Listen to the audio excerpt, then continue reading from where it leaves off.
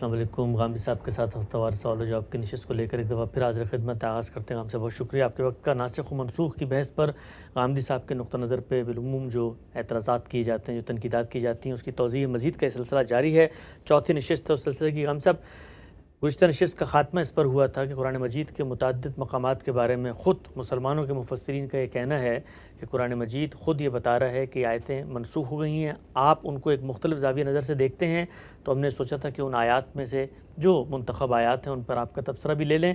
اس سے پہلے کہ میں آیات آپ کے سامنے پیش کروں، یہ بتائیے گا کہ خود شاہ ولی اللہ محدث دہلوی نے اپنی کتاب فوز الکبیر میں جہاں پر یہ ذکر کیا ہے، تو وہاں پر کوئی 21-22 کے قریب ایسے مقامات ہیں جن کے بارے میں کہا ہے کہ مسلمان مفسرین ان کے نسخ پہ بات کرتے ہیں، اور بعض مفسرین تو ایسے بھی ہیں جو اس تعداد کو سینکڑوں تک لے جاتے ہیں. آپ کے نزدیک کوئی نہیں ہے، ان کے نزدیک 5 ہے. جب کبھی بھی آپ کوئی نقطہ نظر پیش کرتے ہیں تو پہلا سوال آگے سے یہ ہوتا ہے کہ بھائی یہ امت کا نمائندہ موقف تو نہیں ہے نا، ہم تو مسلمانوں کی امت سے بات کر رہے ہیں، وہ تو منسوخ مانتے ہیں تو اس کا مطلب قرآن مجید کے اندر نسخ ہوا ہے تو ہدایت پوری نہیں آئی. تو یہ تو ایک انفرادی موقف ہے غامدی صاحب کا، اس کو ہم اسلام کا موقف کیسے مانیں؟ میں اس سے پہلے ہی وضاحت کر چکا ہوں کہ یہ اس طرح نہیں ہے کہ میں قرآن مجید کے احکام میں جو تغیر ہوا ہے اس کو قبول نہیں کرتا. میں نے اس کے وجوہ بیان کیے ہیں، ان احکام کی مثالیں دی ہیں، اور اس کے لیے نسخ کا لفظ استعمال کرنا بھی میرے نزدیک صحیح ہے، اس کی میں نے نفی نہیں کی. جو بات میں نے عرض کی ہے وہ یہ ہے کہ ہمارے ہاں لوگوں نے قرآن مجید کے احکام میں جو حکمت کار فرما ہے، جو منات پیش نظر ہے، جو معنی اور جو حقیقت ملحوظ ہے، اس کو سامنے رکھ کر قرآن مجید کے احکام کی نوعیت کو اگر کسی وقت نہیں سمجھا تو اس کے نتیجے میں ہر آیت کے بارے میں یہ سوال پیدا ہو گیا کہ وہ یہ کہہ رہی ہے اور ایک دوسری آیت یہ کہہ رہی ہے. اس لیے وہ بنیادی بات پہلے سمجھنی چاہیے، اور وہ بنیادی بات کیا ہے؟ وہ یہ ہے کہ دین کے تمام احکام علم و عقل کہتے ہیں کہ وہ ایک معنی پر مبنی ہوتے ہیں. معنی پر مبنی یا حقیقت پر مبنی ہونے کا مطلب یہ ہے کہ جس وقت حکم دیا جاتا ہے تو اس میں جو حقیقت موجود ہوتی ہے، جس کی بنیاد پر وہ حکم دیا جا رہا ہے، وہ سامنے رکھ کے دیکھنا چاہیے کہ اگر حقیقت یہ ہے تو کیا یہ اس صورت میں پائی جاتی ہے اور کیا اس صورت میں نہیں پائی جاتی. چنانچہ قرآن مجید یہ تربیت کرتا ہے کہ مختلف موقعوں پر ان احکام کی وضاحت کر کے یہ بتاتا ہے کہ یہ دیکھیے حقیقت اب موجود نہیں رہی، یا حقیقت میں یہ تبدیلی آ گئی ہے، تو اب حکم کی نوعیت یہ ہوگی. تو یہ اصل میں اگر آپ گہری نظر سے دیکھیں تو نسخ نہیں ہے، لیکن حکم میں چونکہ تبدیلی ہو رہی ہے تو اس وجہ سے اس کو نسخ کہا جا سکتا ہے. تو ہمارے ہاں لوگ زیادہ تعداد میں اس لیے ایسی آیات کی فہرست بنانے میں کامیاب ہو گئے کہ انہوں نے اس بنیادی بات کو بعض جگہوں پر پیش نظر نہیں رکھا. دوسری بات جس کی طرف میں نے توجہ دلائی وہ یہ ہے کہ جس وقت احکام دیے جا رہے ہیں تو احکام رسول اللہ کے ساتھ خاص ہیں، احکام ازواج مطہرات کے ساتھ خاص ہیں، وہ میرے لیے تو نہیں ہیں. ان کو شریعت کے احکام کے طور پر کیوں پیش کیا جائے گا؟ اس لیے کہ وہ تو بتا رہے ہیں کہ وہ انہی شخصیات کے لیے تھے. اسی طرح اس صورتحال کے لیے جب اللہ تعالیٰ نے ایک دینونت یا عدالت برپا کر دی، بعض احکام دیے گئے، ان کے بارے میں یہ بتانا چاہیے کہ ان کا مجھ سے آپ سے اب کوئی تعلق نہیں ہے. تو پورے قرآن کو سامنے رکھ کر جب ان سب چیزوں کو متعین کیا جاتا ہے تو اس سے یہ بات واضح ہوتی ہے کہ اللہ تعالیٰ کے ہاں کیا چیزیں ملحوظ ہیں جب وہ کوئی شریعت کا حکم دیتے ہیں. ان چیزوں کو سامنے رکھیں تو وہ نتیجہ نکلتا ہے جو ہم بیان کرتے ہیں یا مدرسہ فراہی میں بیان کیا جاتا ہے. تغیر ہوا ہے بعض احکام میں، اس سے انکار نہیں ہے. ہم بھی لکھ دیں گے یہ بات کہ یہ جو وصیت کا حکم ہے اس میں اتنے حصے میں نسخ ہو گیا ہے. تو نسخ اصل میں کیا ہے؟ یعنی حکم کے اندر ایک تبدیلی پیدا کر دی گئی، تغیر پیدا کر دیا گیا. تغیر پیدا کر دیا گیا وہ اس حقیقت پر مبنی ہوگا وہ لوگوں کے حالات کی رعایت پر مبنی ہوگا، وہ تربیت پر مبنی ہوگا، تو وہ اصل میں بہت بڑی تعلیم ہے جو دی جا رہی ہے، اس کے بارے میں کوئی منفی نقطہ نظر نہیں قائم کرنا چاہیے۔ اور یہ جیسے ہی آپ ان احکام کو سامنے لائیں گے جن پر زیادہ لوگ یہ کہتے ہیں کہ ہمارا اتفاق ہے کہ یہاں واقعتاً تبدیلی ہوئی ہے، اور میں آپ کو بتاؤں گا کہ ان کی نوعیت کیا ہے، تو یہ ساری بات سمجھ میں آ جائے گی۔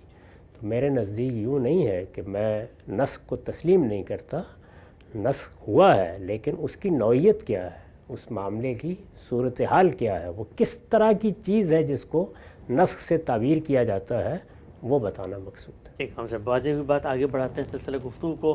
اس زمن میں جو پہلی آیت پیش کی جاتی ہے سورہ بقرہ کی آیت 180، ترجمہ ہے: جب تم میں سے کسی کو موت کا وقت قریب آ جائے، وہ اپنے پیچھے مال چھوڑ رہا ہو، تو اپنے والدین اور رشتہ داروں کو دستور کے مطابق وصیت کرے۔ یہ ایک ذمہ داری ہے جو اللہ سے ڈرنے والوں کی ہے۔ ہم سب خود شاہ ولی اللہ محدث دہلوی نے اس آیت کو نقل کر کے 3 اقوال ذکر کی ہیں۔ وہ کہتے ہیں کہ پہلا قول یہ ہے کہ یہ آیت جو اوپر ذکر ہوئی ہے وراثت کے احکام کی جو آیات ہیں ان سے منسوخ ہو گئی ہے۔ دوسرا قول یہ ہے کہ وارث کے حق میں وصیت منع کرنے والی جو حدیث ہے اس سے یہ آیت منسوخ ہو گئی ہے، لا وصیت لوارث والی جو مشہور روایت ہے۔ اور تیسرا قول ان کے مطابق اجماع نے اس آیت کو منسوخ کر دیا ہے۔ 3 دلائل انہوں نے دیے ہیں اور فرمایا ہے کہ سورہ بقرہ کی آیت 180 جس کے اندر دستور کے مطابق وصیت کرنے کی ہدایت کی گئی تھی، یہ منسوخ ہو گئی۔ پہلے آیت کو سمجھ لیجئے، یعنی آیت میں یہ کہا گیا تھا کہ جس وقت تمہاری موت کا وقت قریب آ جائے تو جو تمہارے معاشرے میں دستور ہے اس کے مطابق اپنے والدین کے لیے، اپنے قریبی اعزاء، والدین کے بعد قریبی اعزاء ظاہر ہے آپ کی اولاد ہو سکتی ہے، آپ کی بیوی ہو سکتی ہے، اسی طرح آپ کے بہن بھائی ہو سکتے ہیں، تو ان کے لیے وصیت کرو۔ اللہ تعالیٰ نے اس کو لازم کیا، وصیت کرو۔ یہ مال مرنے والے کا ہے، اسی کا کام ہے کہ وہ اپنے مال کے بارے میں فیصلہ کرے اور یہ بتائے کہ میرے بعد یہ مال، یہ جائیداد کس کے پاس جائے گی۔ جب کوئی حکم دیا جاتا ہے تو 3 چیزیں دیکھنی لازم ہوتی ہیں۔ ایک یہ کہ اگر وہ حکم فرد سے متعلق ہے تو فرد کیا اس حکم کا تحمل کرنے کے قابل ہو گیا ہے۔ یہ دیکھتے ہیں نا آپ کہ یہ بات بچوں کو نہیں کہی جا سکتی، یہ ناشائستہ لوگوں کو جب تک تعلیم نہ دے دیں اس وقت تک نہیں سمجھائی جا سکتی۔ تو اللہ تعالیٰ جب شریعت دیتے ہیں اپنی تو اس میں اس کا پورا لحاظ رکھتے ہیں کہ جس شخص نے اس پر عمل کرنا ہے اس کے حالات کی رعایت کی جائے۔ وہ کہاں کھڑا ہے، کیا اس نے سمجھ لیا ہے بات کو، وہ اب اس کو پوری طرح سمجھ کر شعور کے ساتھ عمل کرنے کے لیے تیار ہو گیا ہے، ایک چیز۔ دوسری چیز یہ کہ اگر اس سے معاشرے کے لیے مسائل پیدا ہوتے ہوں تو معاشرے نے فیصلے کرنے ہیں۔ مثال کے طور پر اگر کوئی ایسا حکم دے دیا گیا ہے کہ جس میں لوگ اپنے حق کے لیے نظم اجتماعی کی طرف رجوع کر سکتے ہیں، تو نظم اجتماعی کیا اس پوزیشن میں آ گیا ہے کہ وہ فیصلے دے سکے؟ اگر لوگ اپنے حق کے لیے آ جائیں گے تو کیا یہ ممکن ہو گیا ہے کہ اب ہماری عدالتیں کام کرنے لگ گئی ہیں اور ان کے فیصلے اگر وہ دیں گی تو نافذ بھی ہو جائیں گے؟ بہت اہم نقطہ۔ اس وقت آپ اپنے ملک میں دیکھ رہے ہیں کہ عدالتوں کے فیصلے بعض اوقات ایسی صورتحال پیدا ہوتی ہے کہ قابل نفاذ نہیں رہتے، تو دوسری چیز دیکھنی چاہیے۔ تیسری چیز یہ کہ خود حکم جو دیا جائے گا اس حکم کا شعور کہاں تک ہے، یعنی انسان کسی قانون اور کسی ضابطے کو جب تک اس کی ضرورت پہ قائل نہ ہو جائے آسانی کے ساتھ قبول نہیں کرتا۔ تو تینوں چیزیں، یعنی حکم کی نوعیت سمجھانا، انسان اس کا تحمل کر سکتا ہے اس کو دیکھنا، اور اس کے نتیجے میں اگر معاشرے پر کوئی ذمہ داری آئی تو کیا معاشرہ وہ ذمہ داری ادا کر سکے گا، اس کو دیکھنا۔ تو اب یہ دیکھیے کہ جب مال چھوڑ کر کوئی آدمی دنیا سے رخصت ہوتا ہے تو اس میں یہ تینوں مسئلے پیش آ جاتے ہیں۔ یعنی میں نے مال چھوڑا ہے، آپ نے مال چھوڑا ہے، تو پہلا سوال تو یہی پیدا ہو جاتا ہے کہ اس میں کس کا کتنا حصہ ہوگا۔ یہ حکم کے سمجھنے کا مسئلہ پیدا ہو گیا۔ یعنی میں یہاں بیٹھے ہوئے آپ کو کہہ دوں کہ اپنی اماں کو اتنا دے دیں، اپنے ابا کو اتنا دے دیں، تو یہ آسان کام ہے۔ یعنی انسان فوراً سوال کرے گا کہ اماں کو اتنا کیوں دے دوں اور ابا کو اتنا کیوں نہ دوں۔ اس کی حکمت کیا ہے. اگر کوئی حصے مقرر کرنے ہیں تو وہ سمجھ میں آنے چاہیے. انسان کو پہلے اس کی ضرورت پر قائل ہونا چاہیے کہ یہ فی الواقع میرے لیے کوئی تعلیم ناگزیر ہو گئی ہے، ضروری ہو گئی ہے، کیونکہ یہ اتنا آسان کام نہیں ہے. اب تک بھی اگر آپ لوگوں سے پوچھیں کہ وہ یہ بتائیں کہ ان کا حقدار کس کو ہونا چاہیے، اپنی عقل سے فیصلہ کریں، تو اس پر ایک جدال برپا ہو جائے گا. ایک آدمی یہ کہے گا کہ بھئی والدین نے مجھے پیدا کیا، وہی حقدار ہونے چاہیے، سارا مال انہی کا ہے. دوسرا ہو سکتا ہے کہے کہ میں نے اولاد پیدا کر دی ہے، والدین اپنا کام کر کے فارغ ہو گئے، اب انہی کو ملنا چاہیے. اچھا، اور اگر یہ سوال سامنے رکھ دیا جائے کہ نہیں سب کو ملنا چاہیے لیکن کتنا کتنا، تو کوئی معیار ہی نہیں ہے. تو حکم یعنی یہ لوگوں کو وصیت کر کے آپ نے حصے دینے ہیں یا ان کا حق بتانا ہے، یہ آپ نے دیکھا کتنا مشکل کام ہے. یعنی اس کی بنیاد ہی ہمارے پاس کوئی موجود نہیں ہے کہ ہم فیصلہ کر دیں کہ ایسے ہم کر لیں گے. جتنا غور کریں گے یہ معلوم ہو جائے گا کہ یہ بہت مشکل معاملہ ہے، اتنا آسان معاملہ نہیں ہے. اس میں جذبات وابستہ ہیں. اس میں اگر آپ نے بچوں کو زیادہ اہمیت دے دی تو والدین کے ماتھے پر شکن آ سکتی ہے، والدین کو زیادہ اہمیت دے دی تو بیوی کے ماتھے پر شکن آ سکتی ہے. روز یہی ہوتا ہے ہمارے گھروں میں. تو اس لیے یہ بہت ضروری تھا کہ لوگ پہلے اس ضرورت کو سمجھیں کہ اس میں اللہ تعالیٰ کو قانون کیوں دینا چاہیے. یہ ضروری تھا ایک بات. دوسری چیز کیا ہے؟ دوسری چیز یہ ہے کہ جس وقت آپ یہ حکم دیں گے تو انسان نے اپنے کمائے ہوئے مال کو دوسروں کو دینا ہے. اب آپ نے فیصلہ کر دیا باہر بیٹھ کے کہ اولاد کو اتنا دو، ماں باپ کو اتنا دو، تو اپنے مال کے بارے میں انسان باہر کی مداخلت کا آسانی سے تحمل نہیں کرتا جب تک کہ باہر کی مداخلت کو وہ اپنے دل کی گہرائیوں سے تسلیم نہ کر لے. اور تیسری چیز کیا ہے؟ تیسری چیز یہ ہے کہ اگر کوئی قانون بنا دیا گیا اور اس کے مطابق کسی کا حق اس کو نہیں ملا یا کسی دوسرے نے اس کا حق چھیننا چاہا تو وہ عدالت میں آئے گا. تو کیا معاشرہ اور عدالت اس قابل ہو گئی ہے کہ اس کا حق دلوا سکے، یا اس کے نتیجے میں تلواریں کھنچ جائیں گی؟ ایک قبائلی معاشرہ ہے جہاں سے ابتدا کی جا رہی ہے. یہ ساری چیزیں سامنے رکھ کر اب دیکھیے قرآن نے کس طرح تدریج کا طریقہ اختیار کیا. یعنی پہلے کیا کہا کہ تم لوگ ایسے ہی مال چھوڑ کے چلے جاتے ہو، اس کے بعد جنگ ہو رہی ہوتی ہے، جھگڑا ہو رہا ہوتا ہے، تو سب سے پہلے تو تم وصیت کرو. تم مال کے مالک ہو، تم پر لازم ہے کہ موت سے پہلے وصیت کرو. اور وصیت میں تم خود اپنے سوسائٹی میں جو رواج کوئی موجود ہے یا کوئی پہلے سے عرف چل رہا ہے اس پر فیصلہ کر لو، جو رسم ہے تمہاری. یہ کیا چیز ہے؟ یعنی اب گویا راستہ ہموار کیا جا رہا ہے کہ لوگ جب اس پر عمل کریں گے، پہلے تو ایسے ہی چھوڑ دیتے تھے، جب اس پر عمل کریں گے اور وصیت کریں گے تو وہ تینوں چیزیں جو میں نے آپ سے عرض کی ہیں وہ سب خود ان کا تجربہ بننا شروع ہو جائیں گی. فیصلے کرنے پڑیں گے، دینا پڑے گا، تو سوالات پیدا ہو جائیں گے. جب یہ چیز ہو گئی اور لوگوں نے ذہنی لحاظ سے چیزوں کو سمجھنا شروع کر دیا، ان کو خود مسائل کا ادراک ہو گیا، تو اب اللہ تعالیٰ نے کیا کیا؟ دیکھیے کمال کیا اس میں نے تمہیں کہا تھا کہ تم وصیت کرو، میں تمہارا خالق ہوں، اب میں تمہیں وصیت کرتا ہوں. سبحان اللہ. اب اس کو آپ کس چیز سے تعبیر کریں گے؟ یعنی وصیت اسی نے کرنی ہے، اسی باپ نے دینا ہے، مرنے والے نے دینا ہے.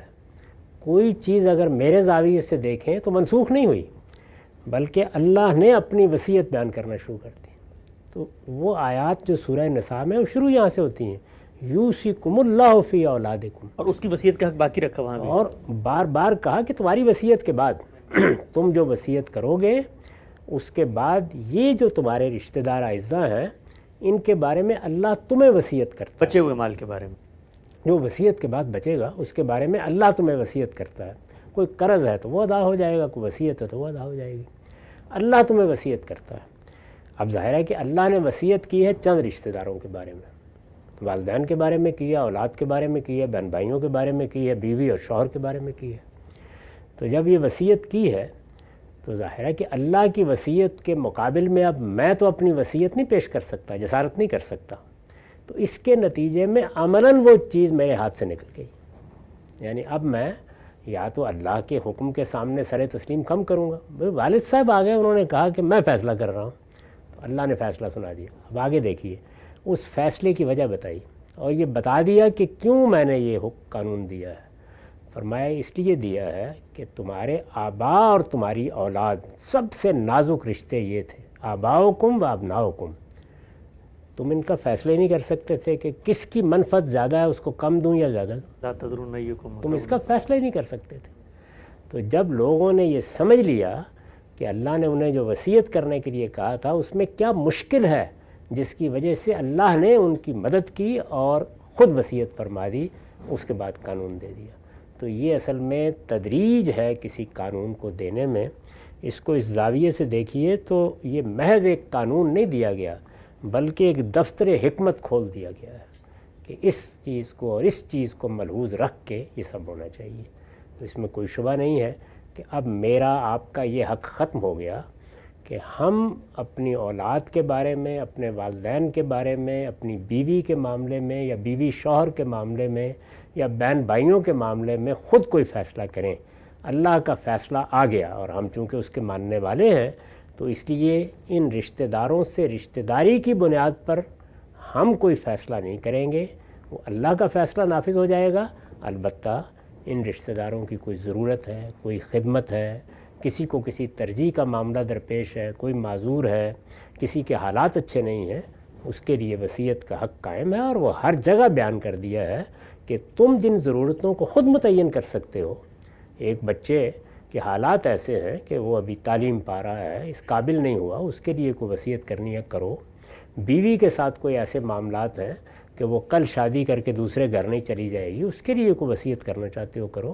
تو ضرورت اور خدمت کے لیے تم وصیت کرو گے اور وہ تمہیں کرنی چاہیے، لیکن رشتہ داری کی بنیاد پر چونکہ فیصلہ کرنا تمہارے لیے ممکن نہیں تھا تو اللہ نے تمہیں وصیت کر دی ہے۔ تو یہ ہے اصل میں وہ احکام۔ اب جب ایک سادہ طریقے سے کوئی آدمی جو ناشائستہ اسلوب میں یہ بات کہنا شروع کر دے کہ نسخ ہو گیا، نسخ ہو گیا، اللہ کے علم پر کوئی زد پڑ گئی ہے، تو میں اس پر کوئی تبصرہ نہیں کرتا۔ یہ قانون کیا ہوتا ہے، اس کی حکمت کیا ہوتی ہے، پیغمبر کس طرح اس کو ملحوظ رکھتے ہیں، اس کے سمجھنے اور سمجھانے کی چیز۔ اچھا، سبحان اللہ، بہت ہی خوب، بڑی ہی جس کو آپ کہتے ہیں قدم بقدم، اسٹیپ بائی اسٹیپ، پوری کی پوری اللہ کی ہدایت کیوں، کیسے، کب دی گئی، اس کی حکمت کو آپ نے بیان کیا۔ اچھا، دو اطلاقی نازک سے سوالات ہم سب آپ کی خدمت میں رکھ دیتا ہوں۔ کوئی شخص آگے بڑھ کے یہ کہے اس پوری پریزنٹیشن پہ جو آپ نے بھی کی ہے کہ اللہ تعالیٰ تھے نا، انہوں نے تو ایک حکم نازل کیا کہ بھئی جوا آج سے حرام ہے، آج سے مثلا زنا حرام ہے، تو اگر وہ جو آیات میراث ہیں سورہ نساء کے ابتدا آیت 12 اور اس کے جو آخر میں ہے اسی کو پہلے نازل کر دیتے تو مسلمان تو اللہ کے حکم پر عمل کرتے، وہ کہتے بھئی اللہ کا حکم آ گیا ہے، لہٰذا آج کے بعد سے ہم نے والدین کو اتنا دینا ہے، بچوں کو اتنا دینا ہے، بیوی کو اتنا دینا ہے، باقی معاملات میں بھی تو سیدھا سیدھا حکم دیا گیا، تو یہاں بھی اطاعت کا تقاضا تو بات مان اس وقت مسلمان عمل کر رہے ہیں، مسلمان تو عمل کیا کرتے ہیں، کر رہے ہیں اس وقت عمل۔ ذرا بچیوں کو حصہ دلوا کے دکھائیے، آج بھی نہیں دے رہے مسلمان۔ ذرا دیہات میں جائیے، ذرا پوچھئے کتنے حکم پہ عمل کرتے ہیں۔ تو یہ انسانوں کے بارے میں کیا رائے قائم کی گئی ہے؟ اسی کو میں نے یہی ذریعہ پڑھی ہے کہ بھائی انسان ہیں، ان کو بھی دیکھا جائے گا، ان کے شعور کو دیکھا جائے گا، ان کی ذہنی تیاری کو بھی دیکھا جائے گا، اس کے بعد اللہ تعالیٰ حکم دیتے ہیں، اور ہمیں بھی یہ بتاتے ہیں کہ انسانوں کے ساتھ ایسے معاملہ کیا کرتے ہیں۔ تمہیں بھی بہت سے دائروں میں قانون سازی کرنی ہے، تمہاری پارلیمنٹ بھی کل قوانین بنائے گی، اندھے اور بہرے ہو کر بناؤ گے تو وہ قانون اوپر پڑا رہے گا، زمین پر نہیں آئے گا۔ اس کے لیے اس حکمت کو ملحوظ رکھنا۔ اچھا، ہم سے دوسری جو میں نے مثال دی زنا کی، وہاں بھی لونڈیوں کے بارے میں وہی تدریج رکھی ہے، وہاں جن لوگوں کو مجبوری ہے یا عادت ہو گئی ہے، وہاں پر وہ جو حرمت ہے وہ بھی تدریج سے پھر ہر معاملے میں، ہر چیز کے اندر یہ چیز ملحوظ ہوتی ہے۔ بعض جگہوں کے اوپر اس کو بیان کرنے کی ضرورت نہیں ہوتی، لیکن بعض جگہوں کے اوپر وہ بیان ہو جاتی ہے، اس لیے کہ وہاں کوئی قاعدہ بنانا پڑتا ہے۔ ظاہر ہے مال کے بارے میں آپ خاموش نہیں رہ سکتے، یہ ہو سکتا تھا نا کہ نساء تک خاموشی رہتی، نہیں، اس کے لیے ضروری تھا کہ تیاری کرائی جائے، تو اس نے ایک جگہ سے ابتدا کی اور ابتدا کر کے معاملے کو وہاں پہنچا دیا، جس کے بعد ہر چیز بالکل متعین ہو گئی اور قیامت تک کے لیے متعین کر دی گئی۔ یہاں پھر وہی اصول موجود رہے گا، وہ یہ کہ یہ جو حصے بیان کیے گئے ہیں ان کی ایک بنیاد واضح کی گئی ہے، اقرب و نفع، وہ بنیاد بیان کی گئی ہے، یہ حقیقت ہے اس کی، یعنی کیوں کسی کو فلاں اور فلاں حصہ دیا گیا ہے، اس لیے کہ وہ اگر زیادہ دیا گیا ہے تو وہ اقرب و نفع ہے، یہ بیان کیا گیا ہے، یعنی تمہاری منفعت، پوٹینشل منفعت کیا ہے، ماں باپ سے کیا ہے، اولاد سے کیا ہے، بہن بھائیوں سے کیا ہے، اللہ تعالیٰ کہتے ہیں اس کو سامنے رکھ کر میں نے یہ حصے مقرر کیے ہیں۔ تو اب یہ جو منفعت ہے یہ کسی موقع کے اوپر ختم ہو جاتی ہے یا تبدیل ہو جاتی ہے، تو حکم کو بھی اسی لحاظ سے ایک فقیہ کو دیکھنا چاہیے۔ چنانچہ دیکھا گیا مثال کے طور پر بیٹے سے یا اولاد سے انسان کو پوٹینشلی منفعت ملتی ہے، وہ باپ کی خدمت کرتے ہیں، ذمہ داریاں اٹھاتے ہیں، اس کے علاج معالجے کی فکر کرتے ہیں، عام طور پر بڑھاپے کی ذمہ داریاں اولاد ہی اٹھاتی ہے۔ یہ سب وہ منفعت ہے، یعنی نفسیات میں، مال میں، خدمت میں بہت کچھ فائدے حاصل ہوتے ہیں۔ ایک بیٹا نہایت سرکش ہوا ہے اور سرکش ہو کے اس نے باپ کو مار ہی ڈالا، جائیداد ہی کے لیے مار ڈالا یا کسی اور وجہ سے، تو اب کیا خیال ہے آپ کو؟ اس کو ملنا چاہیے۔ کیا ہوا؟ وہ جو منفعت کی بنیاد تھی وہ ختم ہو گئی، جب ختم ہو گئی تو اب وہ محروم ہو گیا اس سے۔ تو یہ سمجھایا گیا ہے کہ اس طرح سے اس قانون کو دیکھتے ہیں۔ اچھا، کنکلوڈنگ ریمارکس، پہلی آیت زیر بحث آ چکی ہے۔ ایک چیز جو ابھی آپ کی گفتگو اور پوری پریزنٹیشن سے سامنے آئی وہ یہ کہ اعتراض تو یہ کیا جا رہا تھا کہ خدا تو مطلق سچائی کو جانتا ہے، لہٰذا پہلی دفعہ میں اس کو ایک ہدایت دے دینی چاہیے، اور انسان نہیں ہے گویا آگے روبوٹ ہیں، اس پر وہ عمل درآمد شروع کر دیں۔ جو تدریج اپنائی گئی ہے، یہ جو انسانی رویوں کی نزاکت اور باریکی ہے، جس کو آج بھی ہم دیکھتے ہیں کہ نفسیات انسانی کے جو حاذق اطباء ہیں وہ ملحوظ رکھتے ہیں معاملہ کرتے ہوئے، پروردگار عالم کس قدر واقف ہے ایک انسان سے، اس کے کام کرنے کے طریقے سے، اور اس کی نفسیات کے جو چھپے ہوئے پے در پہ پہلو ہیں کہ اپنی ہدایت جو مطلوب ہے اس تک پہنچانے کے لیے بھی بہت صبر، تحمل، اطمینان سے اس کو تیار کیا، زمین ہموار کی، پھر وہاں لے کر گیا۔ گویا یہ جو ہدایت ہے اس سے انسانی نفسیات کے بھی پوشیدہ گوشے سمجھنے میں مدد ملتی ہے۔ اس میں کیا شک ہے؟ میں تو سمجھتا ہوں کہ قرآن مجید اگر دعوت کے لحاظ سے دیکھیے یا انسان کسی عقیدے کو کیسے قبول کرتا ہے، اس کا رد عمل کیا ہوتا ہے، اس میں تغیرات کیسے آتے ہیں، وہ اپنی عزت یا اپنے وقار کے خلاف چیزوں پر کس طرح کا رد عمل ظاہر کرتا ہے، اس نفسیاتی تحلیل کے بے نظیر شواہد پیش کرتا ہے۔ وہ سب چیزیں اس پہ موجود ہیں، اور یہی وجہ ہے کہ پیغمبروں کے ہاں یہ معاملہ قانون میں ہوتا ہے۔ جو اصل دین ہے اس میں تو کبھی نہ نسخ ہوا ہے، نہ اس میں کبھی ضرورت پیش آئی ہے، یعنی یہ کہ یہ ہمارے عقائد ہیں، ان میں کوئی تغیر و تبدل کبھی ہوا ہے؟ جو آدم علیہ السلام کے زمانے میں تھے وہی آج بھی ہیں۔ اسی طرح سے بنیادی اخلاقیات اپنی جگہ پر کھڑی ہیں۔ تو بنیادی اخلاقیات میں سے بعض چیزیں ایسی ہوتی ہیں کہ جن سے عرف وجود میں آتے ہیں اور قانون بنائے جاتے ہیں، ہم بھی اسی طرح کرتے ہیں۔